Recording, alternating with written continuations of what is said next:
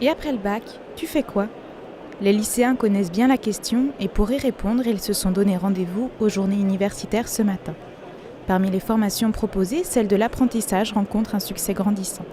Ce sont des formations alors qui se développent beaucoup, que les jeunes demandent de plus en plus, puisqu'elles permettent d'allier vraiment à la fois une formation universitaire et une première expérience en entreprise. Les apprentis en fait sont rémunérés, donc c'est un certain pourcentage du SMIC.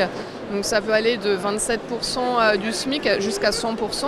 Et donc pour les apprentis, leur formation est également gratuite. Donc c'est effectivement un élément qui attire de plus en plus de jeunes. L'apprentissage après le bac, c'est donc possible. Si la voie n'est pour le moment pas royale, elle tente à s'étendre. Tous les domaines sont concernés et à tous les niveaux. Du bac+2 au bac+5, ces formations permettent une plus grande professionnalisation. Il va y avoir une professionnalisation par rapport au métier. Par exemple, si on est dans un service ressources humaines ou chez un notaire, on va pouvoir voir vraiment la réalité du métier, ce qui se passe durant une semaine et sur une année, avec tout ce qui peut se produire, par exemple les aléas, parler à des clients, ce genre de choses.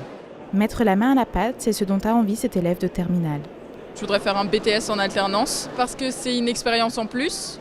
C'est un côté plus pratique aussi que juste les cours théoriques et tout. Et je trouve qu'on a déjà fait assez de cours en salle et tout ça. Donc il faut changer un peu. Et je trouve que être avec une entreprise, ça permet de mettre en pratique aussi tout de suite ce qu'on apprend en cours.